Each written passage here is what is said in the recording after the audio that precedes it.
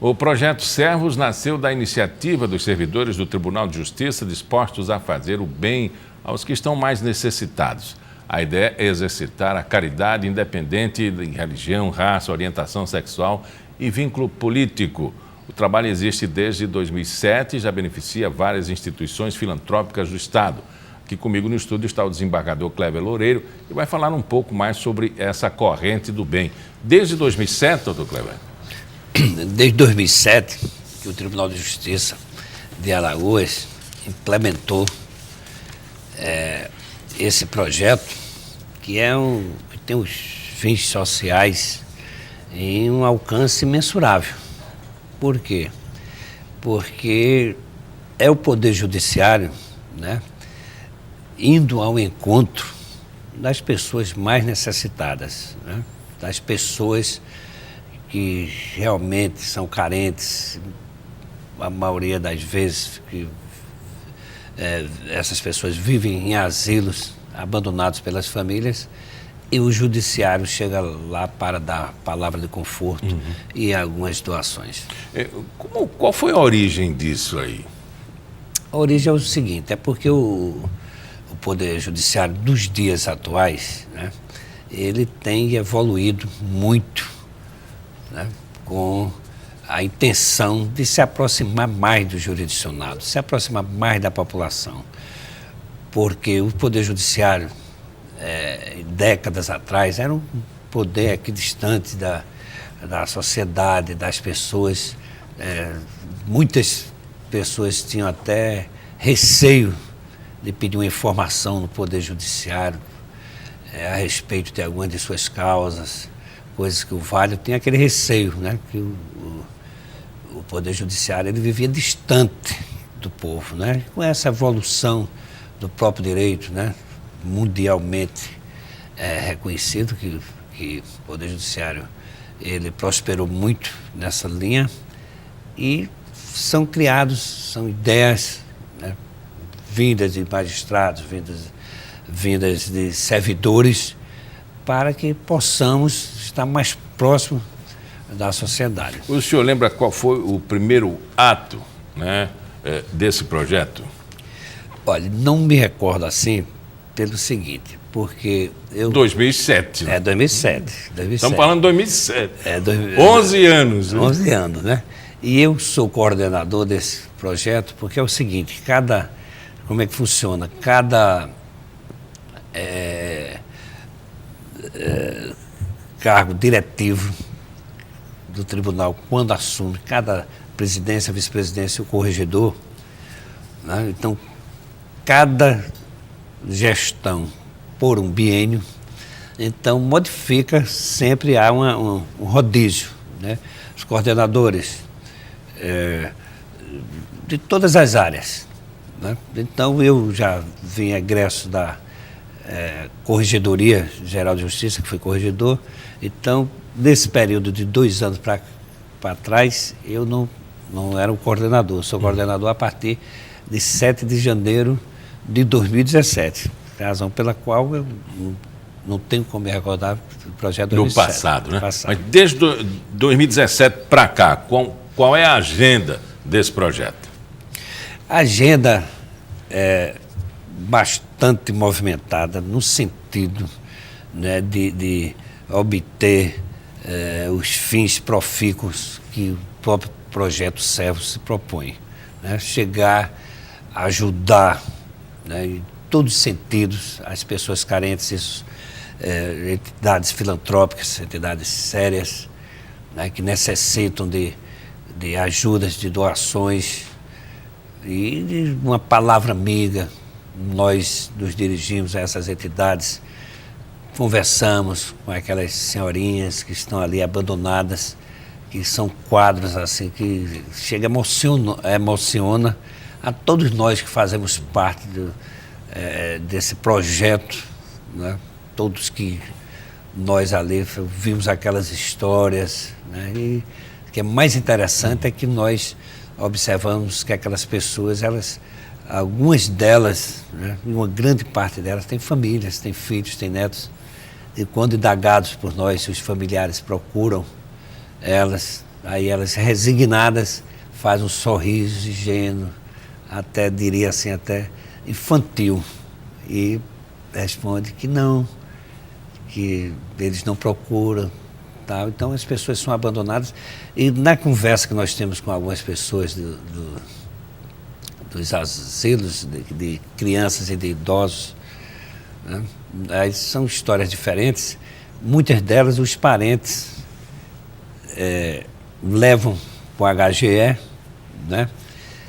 A título de que aquela pessoa está doente, está necessitando de algum tratamento médico, mas na verdade é para se desvencilhar daquele ente querido. E botam os documentos do bolso dessas senhorinhas e tal, e com endereço. E quando essas entidades hospitalares vão levar essas pessoas lá, não existe o endereço. Ou seja, eles trataram aqueles seus semelhantes, aqueles seus entes, né, que presume-se queridos, que na verdade deixou de ser queridos, para se livrar deles, e deixam lá. E os hospitais procuram essas casas, essas entidades filantrópicas. Vocês fazem um calendário, você escolhe as pessoas se voluntariam a essas visitas? Nós fazemos um calendário, e o Projeto Servos, ele tem a sua equipe própria, conforme disseram há pouco. Quando eu assumi a coordenadoria desse projeto, que foi no dia 7 de janeiro de 2017, obviamente forma aquela equipe, né? Todas as pessoas que são aderentes, né, da generosidade, do respeito ao cidadão, ao ser humano. Então aquela equipe é uma equipe só, né, para aquela gestão. Quando nós não conseguimos doações de alimentos não perecíveis e material de limpeza, de higiene, quando nós não conseguimos, nós próprios que forma a coordenação, nós mesmos contribuímos com os nossos próprios recursos. Geralmente nesses núcleos, né, nesses grupos, né, de solidariedade, o ano todo eles têm assim um calendário que possa imaginar. Por exemplo, quadra chuvosa, lá vem a chuva. Período de seca, lá vem a seca. Exatamente. Dia da criança, dia do idoso, né? Natal, Ano Novo. Semana Santa. Semana do Idoso, Semana Santa.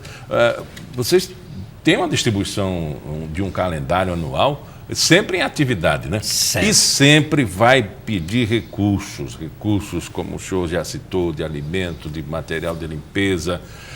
Nessas visitas de vocês, qual é vamos dizer assim, é o valor material ou a simples palavra amiga que agrada mais? Os dois, né? Porque nós chegamos assim, quando nós fazemos essas visitas e conversamos com aquelas pessoas carentes até de uma conversa, né? Nós sentimos que elas ficam felizes, e quando a gente sai, aí muitas delas dizem: que dia feliz eu tive hoje, olha, apareçam, tal. Elas não sabem, nem têm noção que nós formamos um grupo, né, denominado Servos, com o intuito de exatamente chegar próximo dessas pessoas, né, com palavras amigas, com respeito à dignidade da pessoa humana, e também para levar elas bens materiais. Elas, na maioria das vezes, elas não têm nem noção, mas só a conversa que nós chegamos, conversamos com elas, então elas ficam realmente muito agradecidas, e muitas delas pedem para tirar fotografias com nós, e às vezes assim diz, para tirar fotografia, e diz assim: vocês vão me trazer essas fotografias, né?